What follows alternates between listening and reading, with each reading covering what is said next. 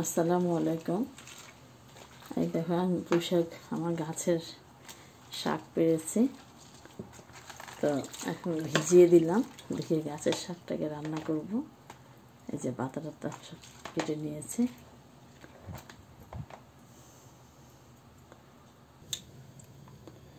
আচ্ছা, রান্নায় চলে আসলাম।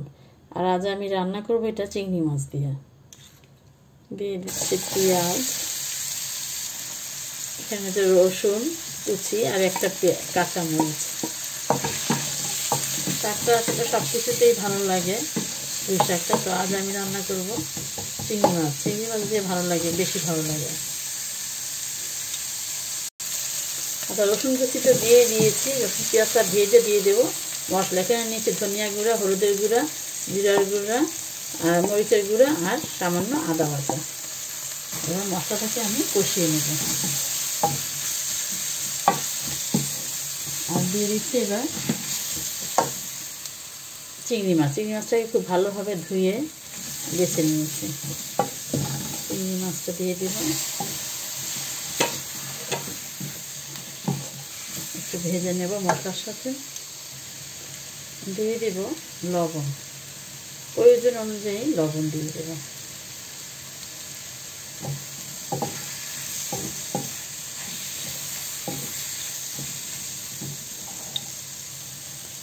ভেজে এবার দিয়ে দেব সামান্য পানি।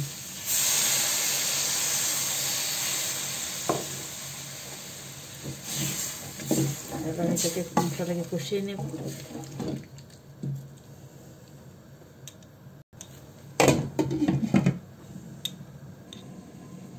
ফিরে আসলাম, আর এই যে দেখতে পাচ্ছি মাছটা কষানো হয়ে গিয়েছে। আমি এবার ধুয়ে রাখা শাকটাকে দিয়ে দিব।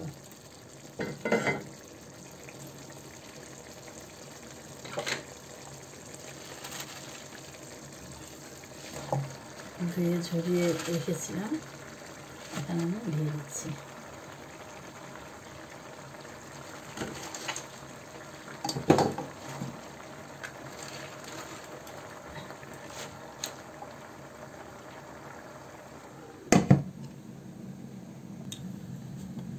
ফিরে আসলাম, আর এবার আমি আদা দিয়ে দিব।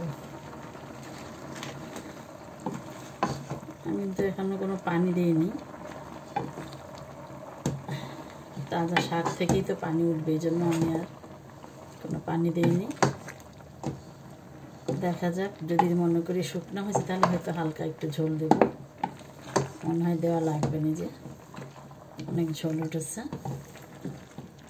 এটা আরও হবে।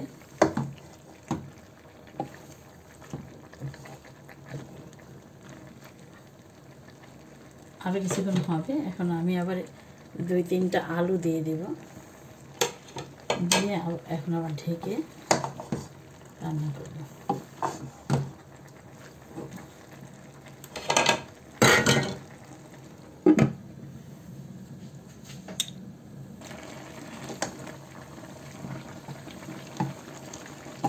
আদা দিয়ে দিতে হবে, একটু উল্টা পাল্টা করে দিতে হবে। লবণটাও দেখে নিয়েছি, ঠিক আছে।